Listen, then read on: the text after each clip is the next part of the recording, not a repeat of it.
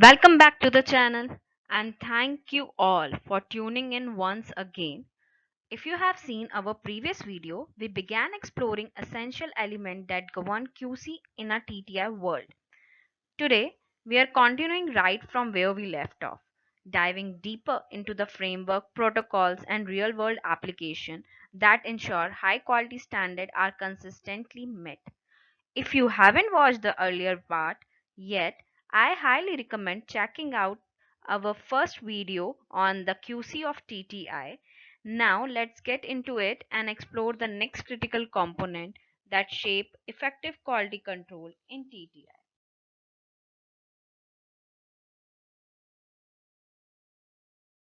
In the earlier slides, we have spoke the essential elements that govern the quality in TTI are the QC of the specimen used for the testing, what type of specimen we are using, the quality of kit used for it, quality and calibration of the equipment which we are using, use of SOP for testing, what are the type of control we are using while testing, how we are interpreting the results after completion of the test, and how we validate it, then record keeping, and how our staff is getting trained and using the SOP.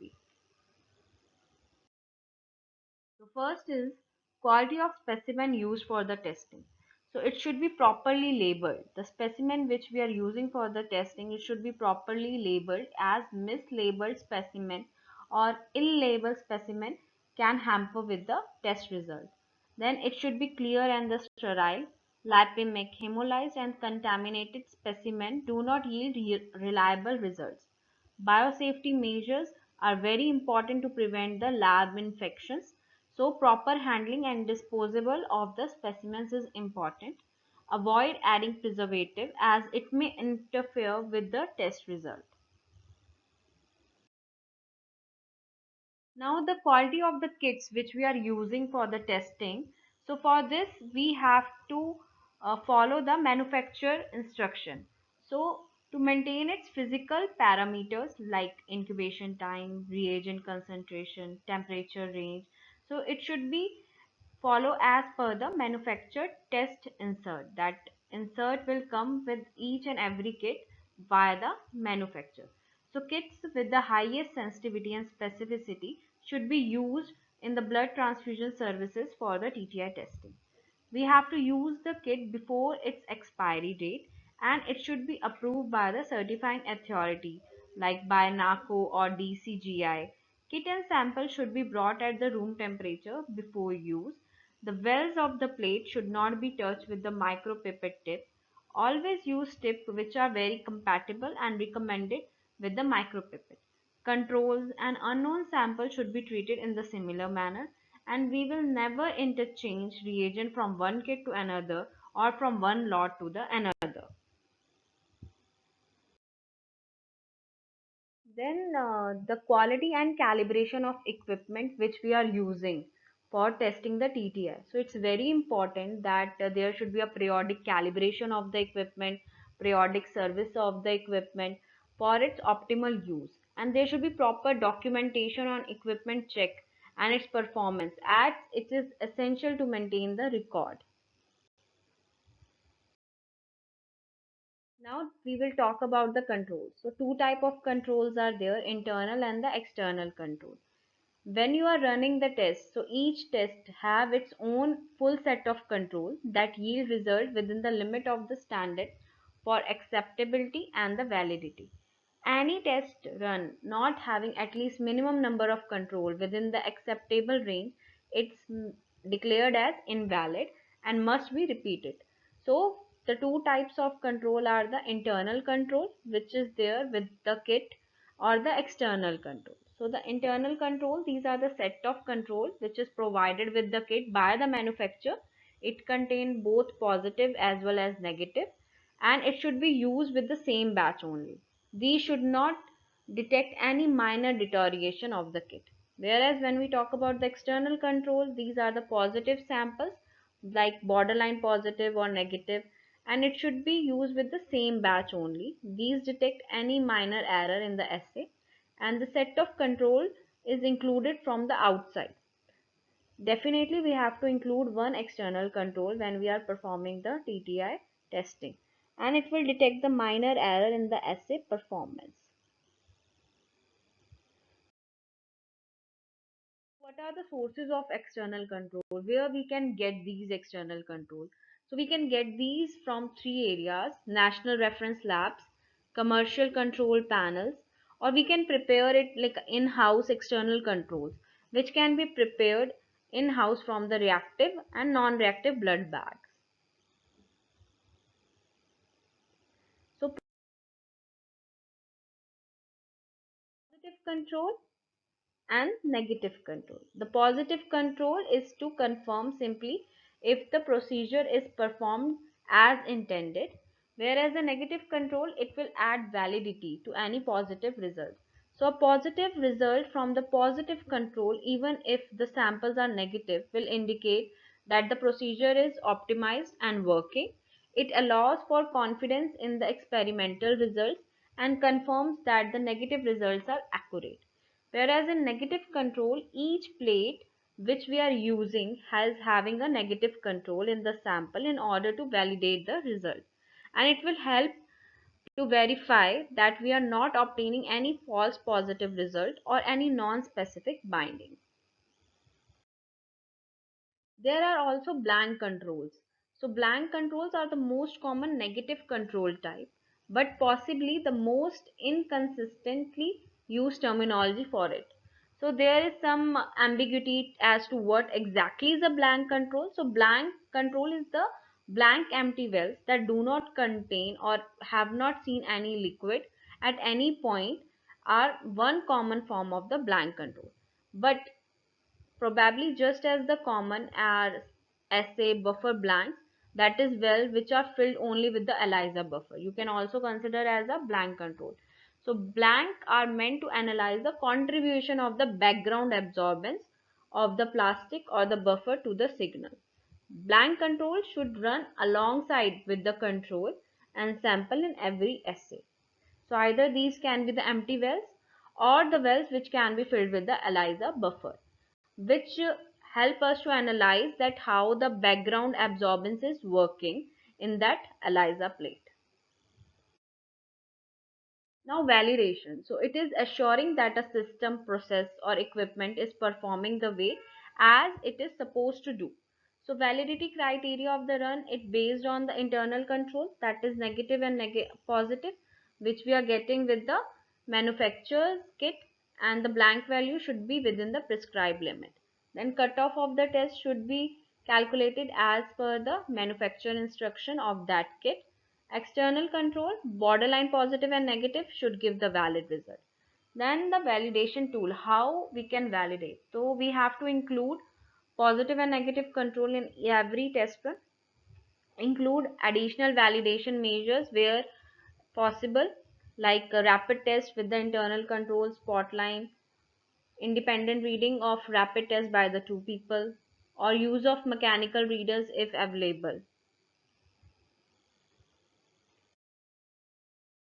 Interpretation of the result. So as a rule, all reading, both the quantitative and the qualitative and calculation, should be checked by the two individuals. Validation of every run is essential for proper interpretation of result. There should be proper record, like in the form of printout of the result, calculation of the cutoff value, graphs, that should be maintained by the blood transfusion services department. So any error detected should brought into the notice of that medical officer by the staff, and the corrective measures should be taken. Sample ODs or above the cutoff value considered as reactive, whereas sample ODs below the cutoff value will consider as non-reactive. Then there is a term known as the gray zone sample. So that means those samples which are showing their values below the 10% of the cutoff value are in the gray zone. These should be repeated in the duplicate. So if there is one value or both values above the cutoff, then that sample will be treated as reactive. But if the both values are below the cutoff, then these will be treated as non-reactive.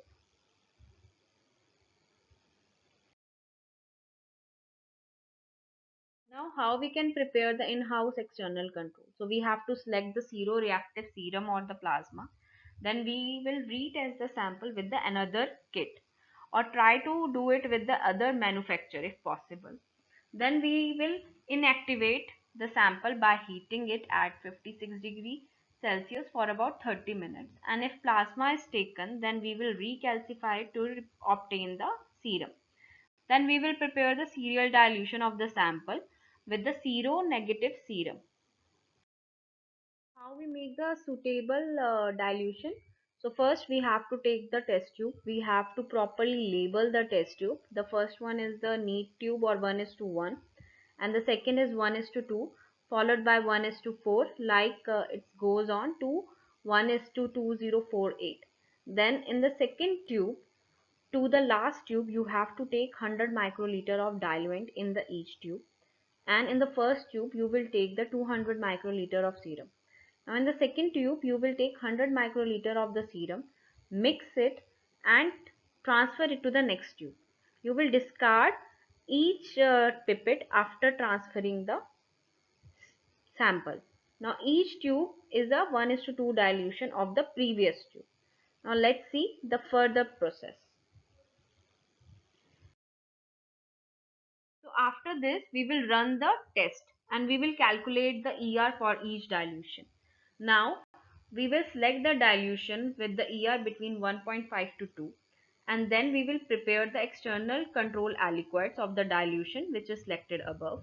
And this dilution we can store at -20 degree or below for approximately 1 year. And once you will thaw this aliquot, you can control uh, can be kept for the 2 to 8 degrees for 1 week, not more than that.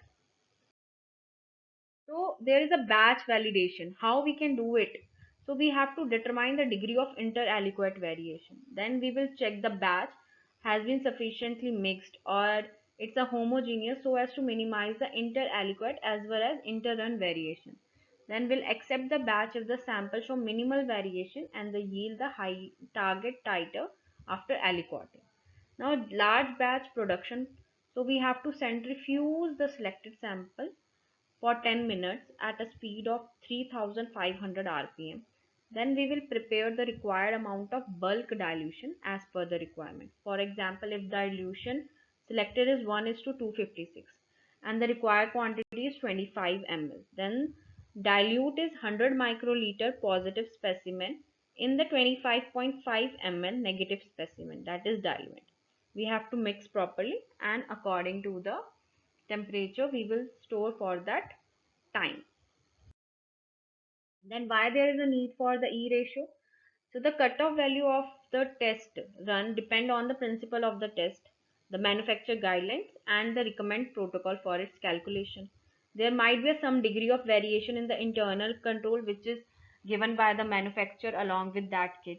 Now result in the variation in the cutoff value depends on the incubation period, preparation of the reagent.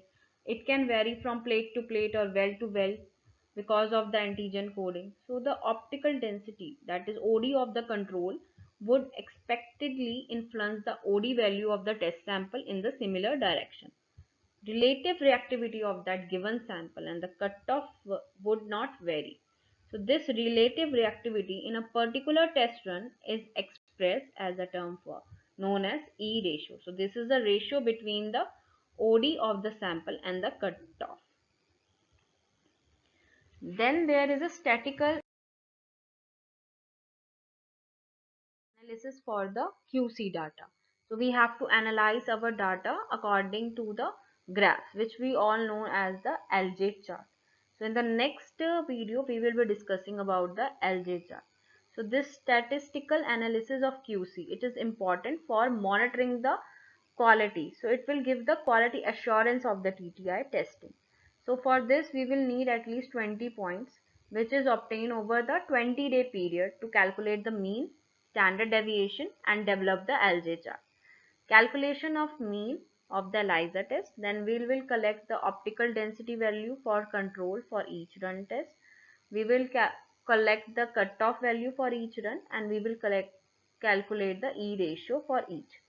And then we will use these ratio value to calculate the mean standard deviation and the CV person. Thank you all. Like, share and subscribe the channel.